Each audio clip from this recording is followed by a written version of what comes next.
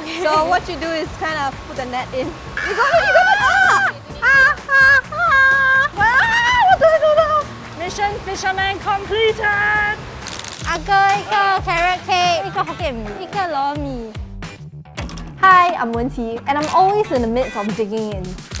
But I wonder, will food always come this easy? In recent years, we've seen how climate change can impact our food supply. And because we import most of our food, there is a crucial need for our food supply to be more resilient.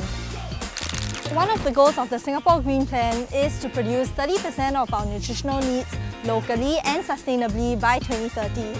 But in land-scarce Singapore, how do we make that possible? So I'm going to meet Shanice, a home farmer who grows over 20 types of fruits and vegetables in her HDB flat. Wow, you have so many plants here. So how often do you harvest? Like once a day. I do cook, so I will harvest whatever that I need. Then what's your proudest achievement in this garden? My proudest achievement will be my round gourd. I will usually cook up a stew with the round gourd. I see. Then when you eat the stew, is it 特别甜? It's the sweetest dish ever. Wow. This is my prize melon. I harvested about 1 week ago. Been taken out What from melon the is fridge. this? Like honeydew? This is actually a French type. It's called Petite Degris Renis. Cheers! Yay! What do you think is the benefits of growing your own produce? Why don't you just go supermarket and buy? When you grow something, you want to know what you have put into the soil. It is definitely way fresher. It's healthier. We all know about the 30 by 30 goal. Do you think it's achievable? I think it's achievable. There's a lot of people who utilize Yeah. rooftop and it's terrace, like being car parks or even buildings. And people grow a lot of veggies and fruits. Because we have a lot of underutilized spaces that we can be creative with. Right. I've always thought we needed huge spaces for farming, but seeing Shanice's home garden today, I've realized that farming today looks really different and it's possible even with our space limitations. Now I'm curious to find out the other creative ways in which we're trying to grow our own local produce. And to get my answers, I'm headed straight to a fish farm that's located right here. This is EcoArk, a smart floating fish farm near Pulau Ubin, producing 20 times more fish than a conventional coastal fish farm. And I'm here to meet Sosi, the head of farm operations.